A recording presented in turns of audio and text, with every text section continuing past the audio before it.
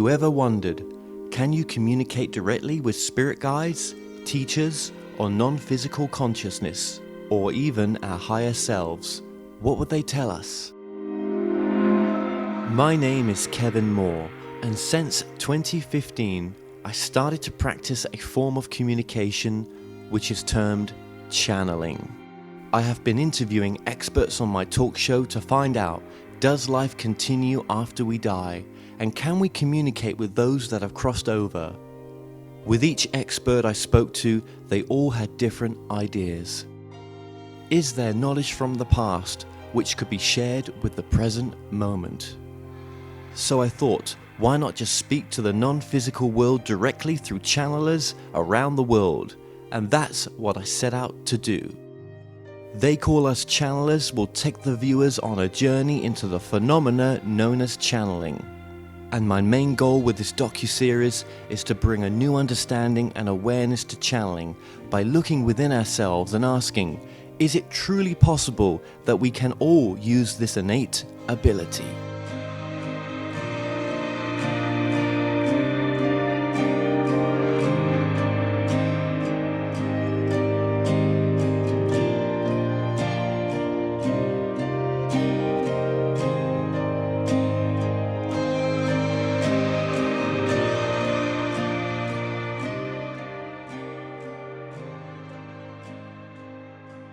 And Carol Howe, welcome to the show. Thank you so much. I'm delighted we're here. It's great to be here in Florida with you as well. Yes. I mean, I never would have imagined that I would be meeting you in person. Do you know that? It's a small world, isn't it? just a bit. And I'm so glad to include you as the main person for A Course in Miracles. Because when we did our previous interview, which we'll link below this video, it was a wonderful interview. Yes, thank you. And I never knew that A Course in Miracles has such richness in it as well. Oh my goodness, yes. In my very prejudiced opinion, and those of others, it's probably the most important work in the past 2,000 years. But it changed your life and so many others. Oh yes, and that of so many others. So let me ask you this question to begin with then. So for those who may not know, what is A Course in Miracles? A Course in Miracles is, first of all, it's a self-study course, and I like to think of it as a spiritual technology. We are so technically oriented these days that we might as well talk about it in language that people can understand. It's got a text. It then has a workbook with 365 lessons, and then it has a little manual for teachers, which does not mean for people who decide they're going to go teach it. The thesis is everyone teaches because everyone is demonstrating through the way they live their lives what they actually believe. But here's two important things right at the outset. This is not a course to be learned. I have seen people struggle over the decades trying like this big, thick, well, at least my first edition when it was 3 different ones, this big, thick edition, and you go, 622 pages of more stuff to learn. Oh dear. And some people are wrongly advised that they should read it and study it first and then do the workbook lessons. Nothing could be further from the truth. The purpose of this is literally, to use in our common parlance, the rewiring of your brain. And that is accomplished not by learning anything, but by focusing in different ways. In other words, the early part starts to bring up beliefs that we have about ourselves and the world and our relationship with one another that are incorrect. They're not evil and they're not criminal, but they're so diametrically opposed to the way life actually works that we need to find out these things. And these things we believe are like, I'm no good. I'm worthless. And that must be discovered and changed. But on the forefront, though, one may say that they do not have those issues in the background, and yet they cannot manifest or bring in forth the life that they would really choose or would like to live, because those tapes are playing in the background. Well, for somebody to say they have no issues is patently absurd, because now even at the world of time and space level, our scientists know that we inherit, shall we say, to be very simple about it, closed DNA. In other words, through our ancestral lines, we inherit fear and guilt. Stuff happens in utero and so on. So before we even make our first cry in this world, as we understand such things, we already have kind of set ourselves up for our learning.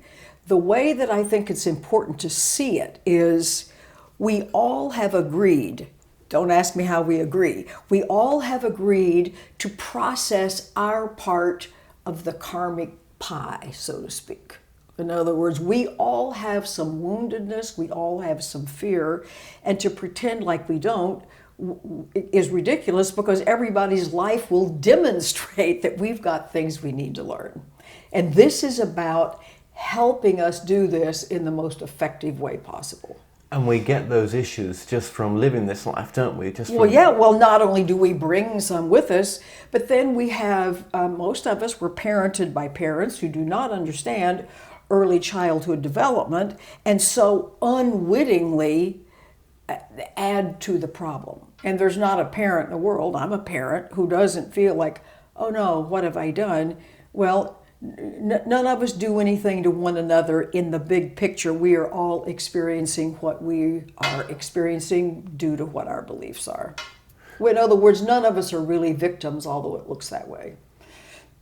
So let's just go into the book a bit as well. So how did this material come about? Who were the original scribers for the material? It came about through two professors at Columbia University.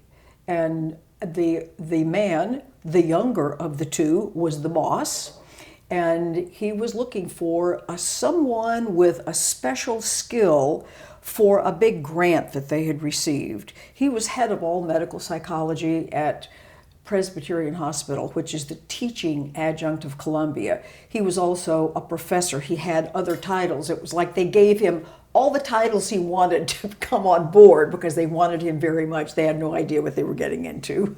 So in any event, he comes aboard. Their relationship was very acrimonious. She was a difficult person, and obviously in his own way he must have been too. He got to be a good friend of mine, however, years later, so I know him personally. Did not know her personally, but I did know him. And in any event, at one point, they were going to a meeting that they hated having to go to. And their relationship, as I say, was very difficult. They were just always he was a handsome, brilliant, gay man. She was a married woman and very fond of her husband, but she was in love with him. I mean, so here's this impossible situation. She had an unpleasant growing up, so he now was supposed to play every role that hadn't worked out before. So you could imagine what that was like. So they were heading off to this meeting, and he said, he just had it. He said, there has got to be a better way to live than this. That was a long speech for him. And instead of her being insulting or being sarcastic, which would be the norm, she apparently on that day came over, took him by the hand and said, Bill, you're right. And I'll help you find that better way. And that was in June, during that summer, she was quite psychic in her own right. She was both proud of it and afraid of it. She was mixed about almost everything. And so kind of experiences were happening. And in the fall, in October of 1965, she's having her pleasant evening at home when all of a sudden she gets this kind of inner voice that had been cultivated over the months that said, please take notes. This is A Course in Miracles. And she freaks out, because freaking out was apparently what she did frequently. And she quickly called Bill and told him what had happened. And what should I do? What should I do? And he said, take notes. But don't read them. Don't worry about it. You bring them in the next day. I'll look over them with you, and if they make no sense, if they're crazy, we'll throw them away and no one will ever know. Don't worry. So that began 7 long years of getting material, bringing it in. That includes the editing as well, but several long years of coming in, lock the door, pull down the shades, get out the notebooks, read to him, and he types. Now, some people erroneously believe Bill's only part in this is he's the typist and the helper. Let me assure you, nothing could be further from the truth. Bill energetically was absolutely as equal a partner in this at that invisible realm. You wouldn't say a father or a mother is more important in the creation of a baby. I mean, both parties have to fully participate in this or you don't have the baby. And this was the same way. But in addition, he was very supportive of her. She would never have taken those notes and she would never have read them out loud were he not helpful and compassionate. And when they were doing their academic work, they fought all the time. When they did their coursework, they were loving, they were understanding, they were patient, they were kind. So had she already used creative writing to bring the information in the morning, for example, and then they would type it up later on? Yes. She would take shorthand notes. She would just be downloaded with this kind of very powerful inner voice, is what she referred to it. And so she would take shorthand notes, stacks of shorthand notes, of course, over the years. She would bring it in, she would read it to him, and then he would look over what he had typed. They were very careful to try to make sure that what he typed was exactly what she read and what she said and so on. They were very careful, meticulous people, both of them in that regard. Yeah, they completely sound that way as well. And what did it say that its name was? Did she ask the name for that? Or we humans give the names for what comes through us sometimes. Well, she was given the name, A Course in Miracles, and since they were both actually famous professors, they said, couldn't we call this something besides A Course in Miracles? And the answer was no. This is the name of it, because miracles doesn't mean what we commonly think it does, which is something that a magician does, or the turning water into wine. In other words, the miraculous is when we finally let go enough of our judgments and our grievances, and our state of mind evolves to the place that we can see the love in everything. So in other words, A Course in Miracles could also be called A Course in Forgiveness, A Course in Letting Go of Judgment, A Course in Changing Your Mind, a course in taking care of your karma. Could be called any number of things. So when someone's drawn to this work, because you've got to be drawn to it, right? Mm-hmm. When someone is, no matter what it is they're currently going through or issues that they have, this is a way to heal that issue. Absolutely.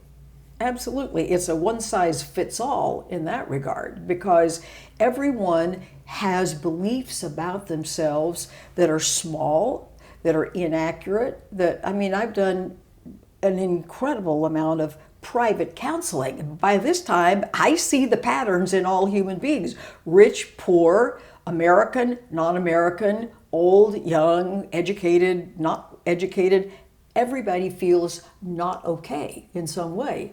Worthless, undeserving, I don't want anybody to find out who I really am, etc., etc. And that's very relatable in some respects to different things going on in our individual lives. So obviously there were notes being taken during the dictation of this. This voice comes through. She must have wanted to know, well, how can I discern that this voice is trustworthy? How do I discern is this voice coming from love? She must have had those conversations with it. Well, she didn't say, she said, there was dialogue, and in the beginning, it was almost like there were 3 people in the room: Bill, Helen, and the voice. Not corporal, of course, because Bill would go, look at that, ask it this, like you would at a seance or something like that. I'm not implying that it was something tacky or anything like that.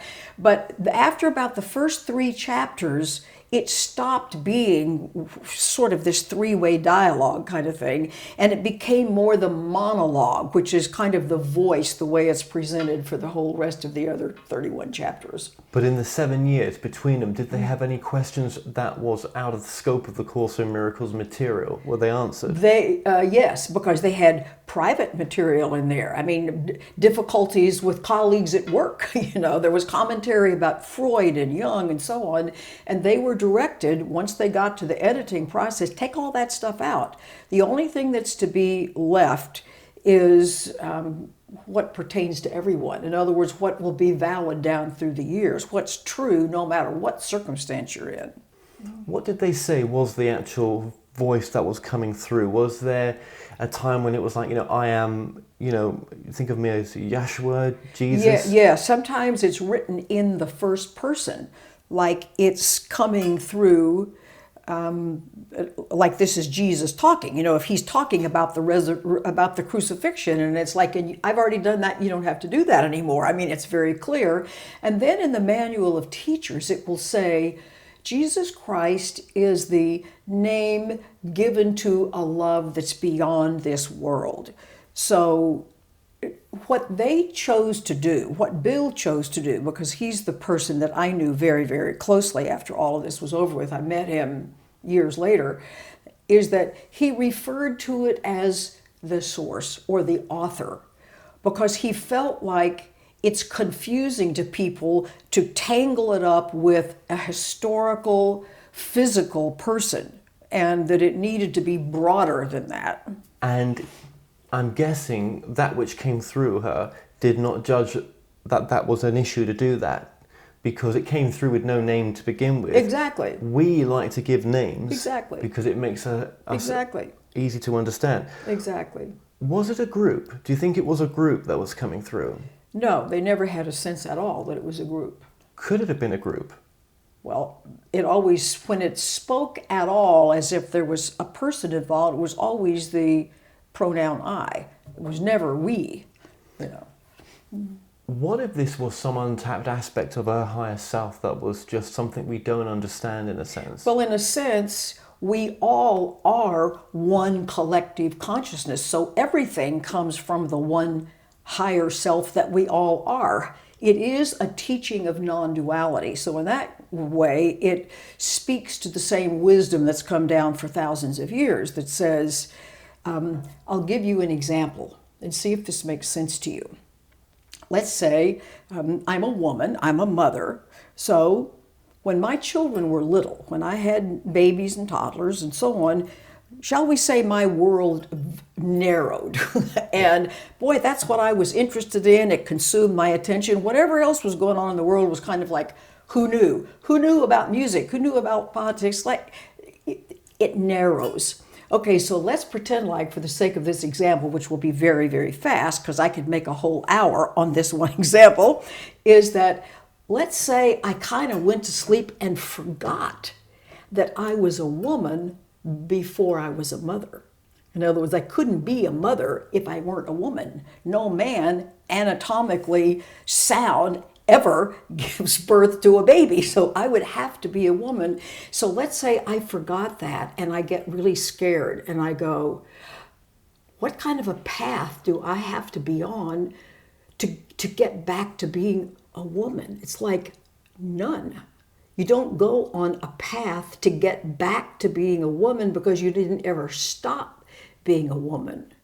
You stopped paying attention, perhaps, to your womanhood, but you didn't stop. See, the idea of I have to go back to something which is fundamental, and shall we call it consciousness or love or I am or awareness. All of that is what we essentially basically are, and we never stopped being that, but we stopped paying attention. Our attention narrowed. And it's almost like the veil that's over us, if there is such a thing, allowed us to forget our connection, that we are behind the eyes, that is the soul, there's a consciousness that we are. Yes, and what the Course is for, as is also the goal of other teachings of non-duality in their purity, is to help us recognize, not to go back to something, not to evolve to something, not to turn into something, but to recognize. It says enlightenment is but a recognition, not a change at all. See, we haven't stopped being conscious awareness just because we've stopped paying attention to it. So that's why this course is about reminding us, bringing our attention back, broadening our attention, like, who is it that's really sitting here having this conversation anyway? How did she know? How did they know as a couple that the book was finished? They asked that question.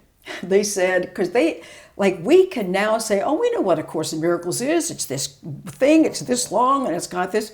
Well, they didn't know that. They thought, is this going to go on forever? That every night she's going to get this stuff, and every morning they're going to come in and write it down? And so they said, is this ever going to come to an end? And the voice said, yes, you will know it's come to an end when you hear the word Amen. And I cry when I think about this, what this must have been like on that October day when the very last chapter, or the very last paragraph of the very last chapter begins, and now we say Amen. Wow. And then that paragraph concludes it. And they thought, okay, this is it. We still don't really know what this is about. And a few months later, she starts to get that same sense, and along comes the workbook. And they thought, okay, now we're done. And then a little while later, the manual for teachers comes along, which is really like a disguise. It's kind of like a glossary. It's like, what does this mean? What does this mean? Like, what is judgment? What is the Holy Spirit? What is this? It's a very small little book, comparatively speaking. How much editing did she have to do whilst writing the book? But I guess in a sense... They did none while they were doing the writing. They just took everything down. Editing came later. Right. So, yeah, because when some people channel, they'll say, well, look how perfect my channeling was. I didn't need to edit anything. That's how clear I am. But with this particular way, it was clear anyway because it was coming through. It was creative writing, so it was a different process. Yeah. Still a form of channeling. Yeah. What if I said to you, what is channeling to you? Well, it's just tuning into something beyond what we think of as just a little personality, body complex kind of thing. In other words, it's tuning it. And I would call it, for those of us who are living kind of our everyday lives, it's your guidance, it's your intuition, it's that knowingness about things. I do that a lot. I can trust that if something feels right, or there's some enthusiasm about it, or it feels flat. And sometimes I actually get my own kind of instruction. I mean, I can just be quiet, and it was like the way I built all those models for our videos, it was like sitting just in the other room. It was like almost a directive that said, build a model.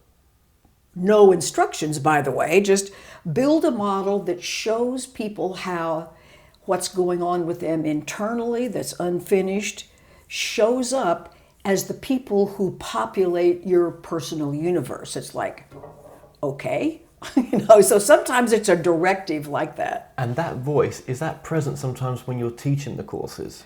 I think it's present all the time, first of all, but yes, and because sometimes, as many times as I might have taught a class or done a workshop about a particular topic, and I will think, every possible example or metaphor or analogy on the planet I must surely have used by this time, and all of a sudden, here will come another one. Or an example will come. I have to tell you this funny thing as an example. There was a guy here, he was distressed about something, and I won't go into the details, but he couldn't figure out what was bothering him. And I said, who's the person you would least like to have walk in the room and sit down next to you? And imagine they're doing that. And you could just see him react as if this really happened. He said, my second mother-in-law. I said, well, blah, blah, blah. And then I gave him this instruction to do. In other words, it's like, notice what you think ought to happen to her, because this is important, because what we think ought to happen to other people, we're going to call down on our own heads, because this is in my mind. I'm the one who gets it. So I gave him this example. And this example just flew into my mind and this was a long time ago. This has nothing to do with current politics. Then I said, it doesn't have to be specific, like she was abducted by the Iranians. And now I'm thinking this is like the most far out example. And also, where did this come from? His eyes got really big and he said, she was abducted by the Iranians. She was teaching someplace in Lebanon many, many years ago. This has nothing to do with any of the current business about Iran. And it's like, that information is just there. It just comes. I've never used an example anywhere vaguely related like that before, but there it was. So when Bill and Helen finally finished all the books together, how many books were there? Manuals? In the beginning, there were, when it was first published, it was about this thick. I can show you. My textbook is now held together with black electrical tape. I've read it so many times. It was a textbook about this thick, and a workbook about that thick, and a manual of teachers. Now it's reduced down to one volume on thin Bible paper. It's have to be so thin. Okay, so there's new printing techniques. Oh yeah, now. several. Yeah. So, did the voice eventually disappear for good for Helen? No. But it didn't, she was able to tune into her own, we'll call it her own guidance, but she didn't write anything like this anymore. But what was she writing? She did write some poetry, but her books of poetry, they may have the same subject matter. They don't have the power that the Course does. It's like the poetry came from some other place from the Course. Did they understand what they had after 7 years of producing this material? They knew it was important and they knew it was amazing. And they didn't know what to do with it. So what they did was, they thought, this is unbelievably valuable material, but they didn't have the vaguest idea what to do. So Bill made 12 copies, so it's like this thick, put it in a black thesis binder, locked it in the bottom drawer of his file cabinet in his office, and thought there might be 12 people in the world who would find this interesting, but this massive work that would even be willing to tackle this. And so it was there for a while. And then, as the plan unfolds, so to speak, Judy Scutch, which now she's Judy Scutch Whitson, but at the time she was Judy Scutch, had an appointment. She actually went along with a man who had an appointment with Bill and Helen about, something unrelated. And he, for some reason, said, would you like to come to this meeting? And so she said yes. No one had any idea what was going to happen next.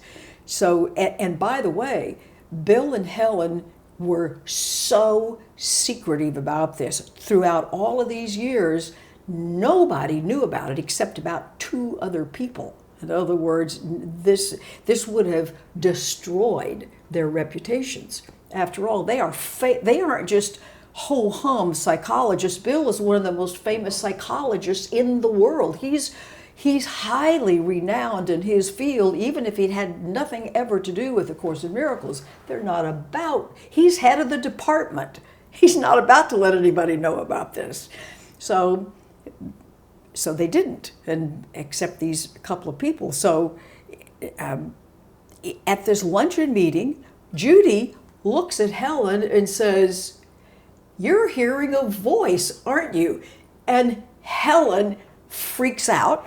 Again, she did a lot of that, freaking out. She was very upset by any number of things and started to be very indignant about this. And Bill, who's much more calm about these things, said something to the effect, there must be some reason she needs to know this. So they go off to their office. They drag out one of these giant things, hand it to her. She starts to read it, and it was like, this is what I've been looking for all my life. So if we condense a lot to a very small period, she and her husband had an organization about the Foundation for Psychical Research. She was very well known in New York and in places beyond for exploring everything imaginable, from Uri Geller on the one hand to everything else on the other. And so Helen and Bill felt guided to give that foundation the copyright And they said, well, we're not going to give it to a foundation called about psychical research. This isn't about psychic stuff. So they renamed it to the Foundation for Inner Peace. And once they had the copyright, then people started hearing about this and wanting to make Xerox copies of these 1,500 pages. And they thought, this does need to be published. What are we going to do? So as always, they just did their little meditating, and they got the answer that they should self-publish it, because a few people saw it and said, it's too long, let's edit it, let's cut it down, let's do this and that and the other. And their guidance was absolutely not, do this the way it was intended to be. And so their prayer, they did their praying, and they got that they were supposed to publish it themselves. It's like, how are we going to afford that? Because that was expensive in those days. The next morning, the thing has got so many wonderful tales. The next morning, they get a call from an American expat who was living down in the Guadalajara, Mexico area, who had somehow gotten a copy of one of these Xerox things that was floating around from some of Judy's friends in California.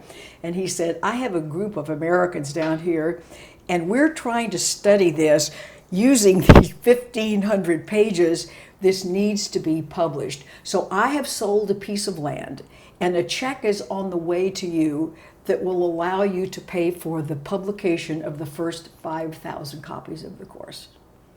Do you think this was meant to be? It's like the way all the pieces had to fit together. It was amazing. So then Bill would study this material for the rest of his life? Yes, he would. And what person did Bill become from doing that? Bill became from a person like all the rest of us with all kinds of stuff going on and issues and so on to he really actually had that recognition. Remember I said before, enlightenment is a recognition, not a change at all. When I met him, he was just moving to California, so I knew him the last 10 years of his life, and he devoted himself to forgiveness. Now, forgiveness is not pardoning. Forgiveness is letting go of grievances, letting go, letting go, letting go, letting go. And by the end of his life, he had succeeded in making that absolute recognition of what his presence really was. He was joyful beyond anybody's ability to describe. And with Helen, had she done the same, or? No, she was at the very opposite end. When he moved to California with Judy and her husband at the time, she was very, very, very, very, very angry because she never had gotten over her obsession with Bill. And she said to Judy, I knew you were always going to take him away from me. So she died of pancreatic cancer a few years later. So it's a very interesting lesson. They both knew the material intellectually equally well. Helen, for reasons which we're not going to debate and there's no judgment about it, chose not to practice.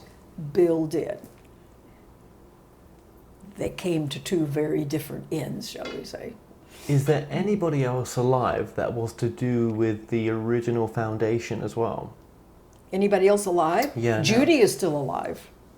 Judy Scutch-Whitson is still alive. Her former husband, Bob Scutch, is still alive. They're elderly. I shouldn't be speaking about elderly people. We're all elderly. Judy's husband, Whit, who was with the foundation for 35 years, just passed away a couple of months ago. So the group is dwindling. There are very few of us left that go back, not to the beginning of the scribing, kind of like, no, Ken's gone, Bill's gone, Helen's gone. Nobody goes back to the beginning of the scribing. There are only a handful of us left who go back to the beginning of its entrance into the world. Yes, and that's pretty special, that you got to know Bill. Oh, I knew well. him well. He visited my house. I visited with him. He was a gay man, so my husband wasn't alarmed. They were very good friends as well. Yeah. So yes, Bill was, that's why I wrote his biography. Somebody needed to know what this amazing man was like. That's right, and your book is called? Never Forget to Laugh. Never forget. He was to a laugh. very, very, very funny guy, among many other things. But we do take this spiritual work a little bit too seriously, some of us. We do. His favorite line was, "I know it's hopeless, just not serious."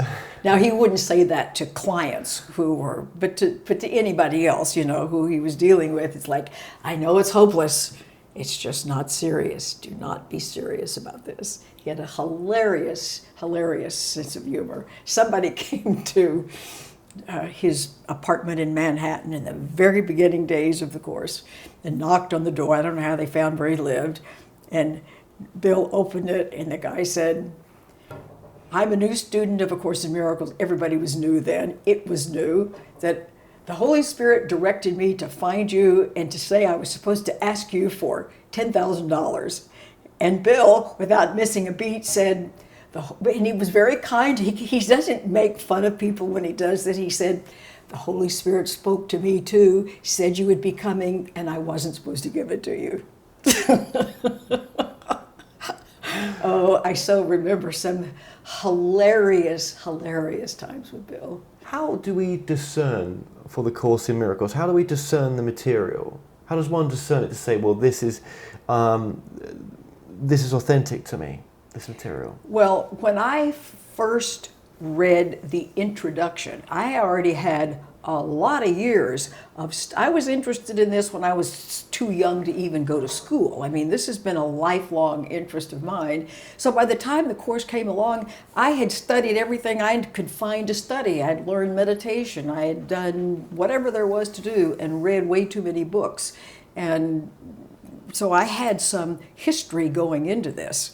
And when I read the introduction to the text, it was like being electrified. It's like I knew this was your truth. This is it.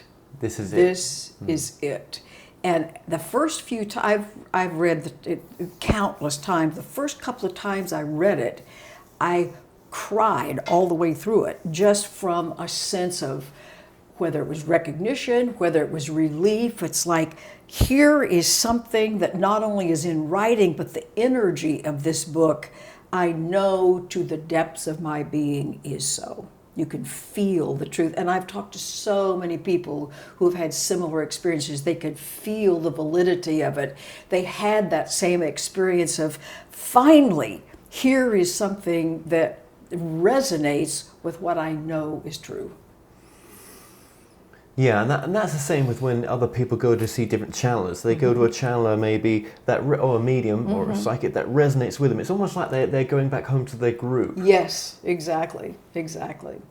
And the thing that's funny is the number of people who will go, "I've had this book for 10 years and finally I decided to read it," or "I've had this book for 15 years. I mean, I've never heard of anybody who will have something in their possession as long as hundreds of people have said that to me by this time. One guy said the book literally one day fell off the shelf and hit him on the head. That was the most dramatic of all.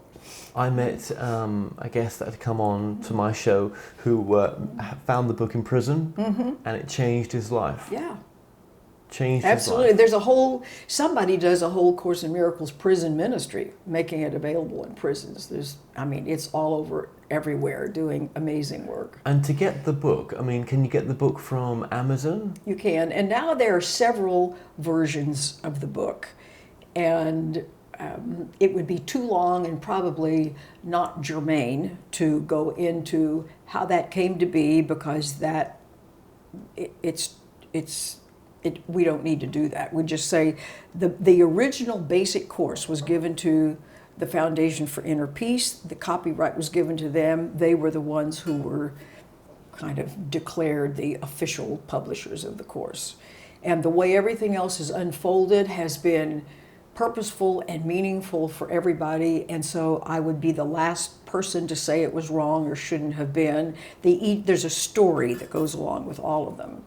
But that's fine. Who has the copyright now for that? In the United States, as a result of some copyright infringement, suits were brought, and for the U.S. English version, the copyright was lost. The UK English version, the copyright still holds, and all of the other versions, the copyright still holds.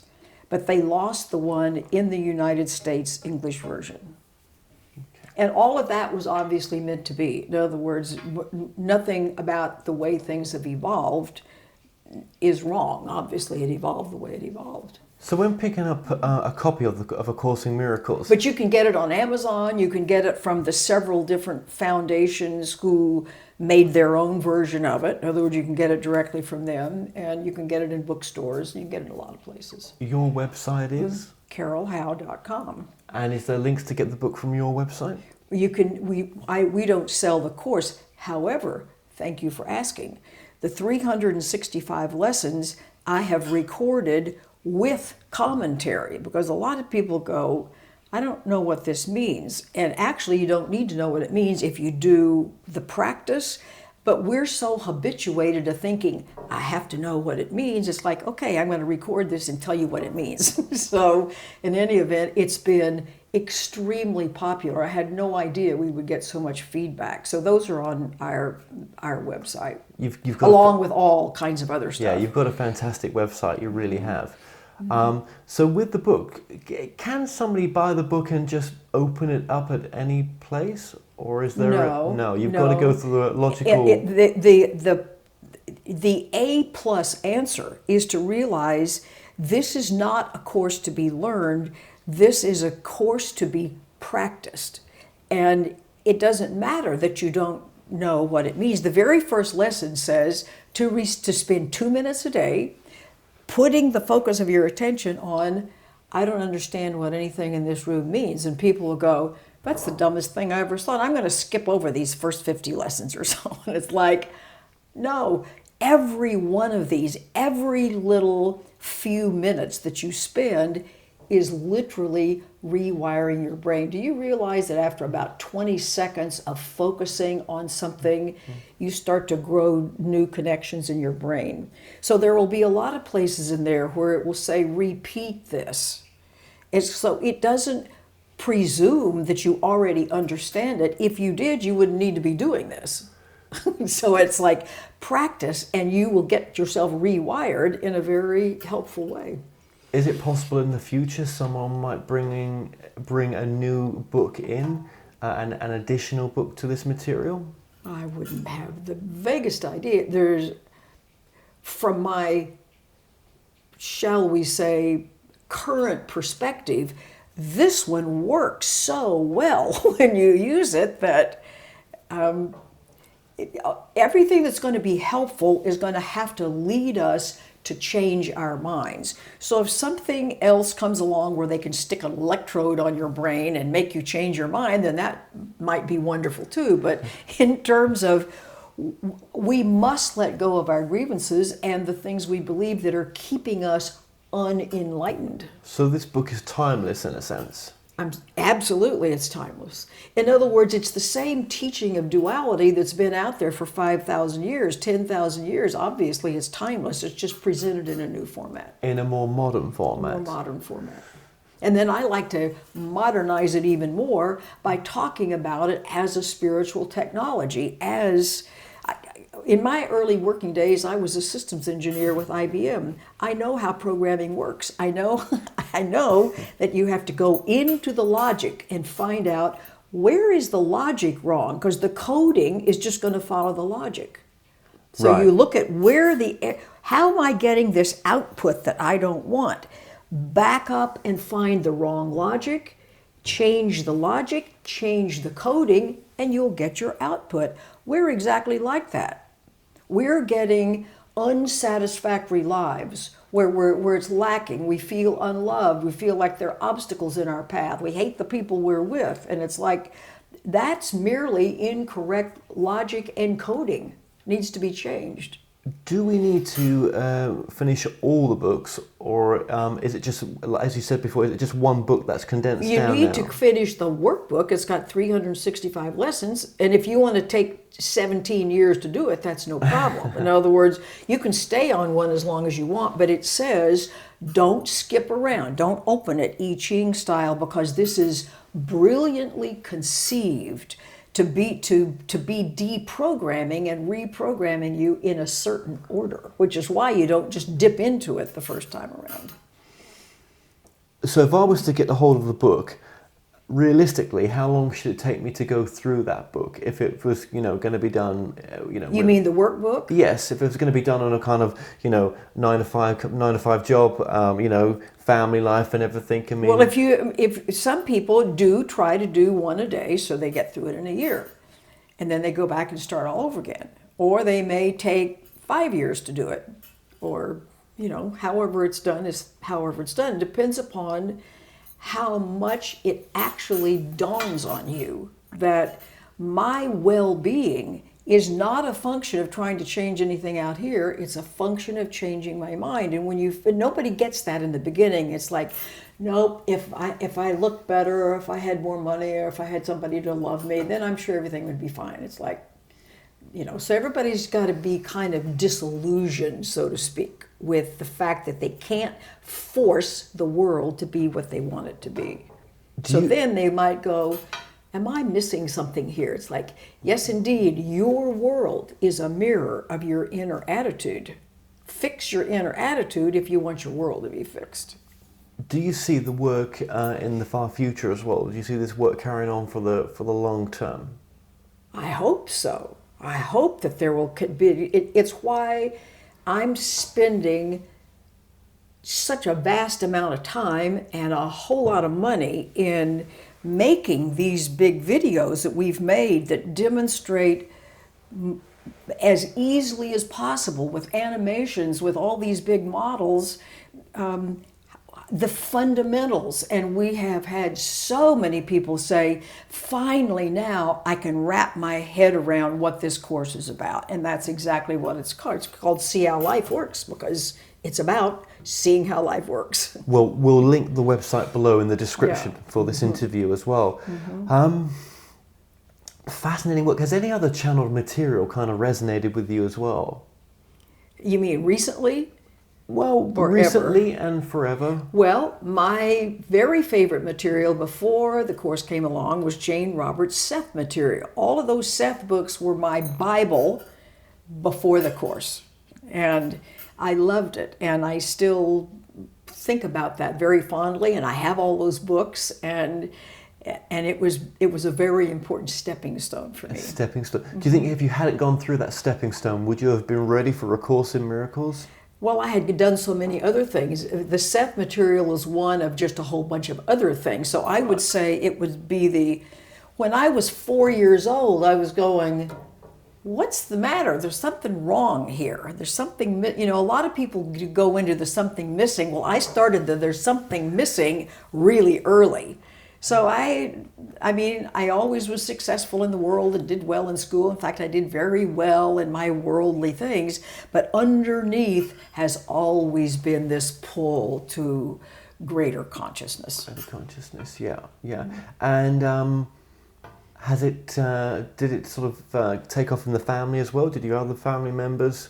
Yes, my children were, I think, 5 and 7, something like that, when I first got the course. So they grew up in, we'll just call it a Course in Miracles household. However, I didn't try to force it on them, but they grew up in the climate of this with meetings, and they had the great good fortune, they didn't realize it at the time, that, Bill used to stay at our house, Jerry Jampolsky used to stay with us, Hugh Prather used to come to stay with us. It was like all kinds of interesting people and topics, and all related to this, great structural integration body work. So their life, they're both very successful men at this stage of the game, but I never forced this on them. I thought everybody's spiritual path is their own spiritual path. They might want to be a Buddhist. They might want to do nothing. Whatever they want to do, but they have been shall we say, it's been of great benefit to them.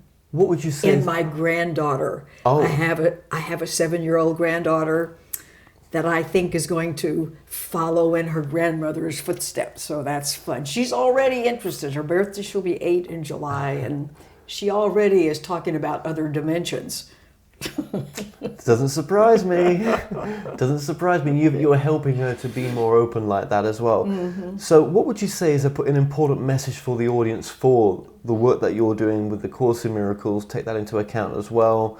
What would you say? Well, I would say one thing, and that is, you might think that this is not related to the Course, but it is. In all the classes and in all the counseling, I find that we refuse to experience the pain that we carry with us. And because we refuse to experience it, because we've learned that there's something the matter with us if we admit it, or we're weak, or we're a failure, or whatever, and so we stuff everything inside, we make our emotional state the enemy. And you know what's the problem with that?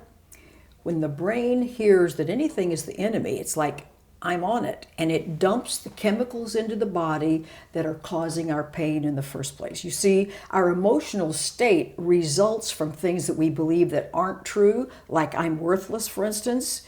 The brain processes that as a threat, because to the person it is a threat to feel like somebody's going to find out I'm worthless. Dumps chemicals into the body, stress response turns on. Those chemicals are taken up into the cells of the body. That creates our emotional state. So now I go, oh, I hate feeling this way. So the body goes, oh, another enemy, and it dumps more in. And most people on the planet are in this closed loop of feeling unhappy, unsafe, uncared for, and not allowing themselves to have the feeling they're having, so they can't get out of it. And the thing I would say to anybody, and the Course addresses this in its own way, but I like to make a more emphatic statement: befriend the way you feel. The way you feel is not a statement of who you are or what you're worth or anything about you. It's why everybody is addicted to everything in the world. Nobody wants to sit still for 10 minutes because that sense of distress starts to come up. So the Course, if you will let it take you by the hand, and distress will come up like it comes up with everything else, but it can get you to the finish line, kind of like nothing else can, in my prejudiced opinion. Well, look, Carol, Howe, just thank you so much for the wonderful information there. We'll link everything up, as we said in the video below. We'll put your previous video on there as well, all your links. Your books have been coming up on the screen, and just thank you for joining us. Oh, you are so welcome. There's just nothing I would rather do than to assure people it doesn't matter how long things have been awful. It can change dramatically when you're willing to change your mind. You must be willing. It's not a crime to realize that we have thought hateful things, that we've thought limiting things, that we've thought confusing things. Those don't say a word about us. It says something about our programming, not about us, and that you deserve, no matter what you've done, what you've said, you deserve to feel loved and lovable, because that's the truth about you. Well, thank you very much. You're surely welcome.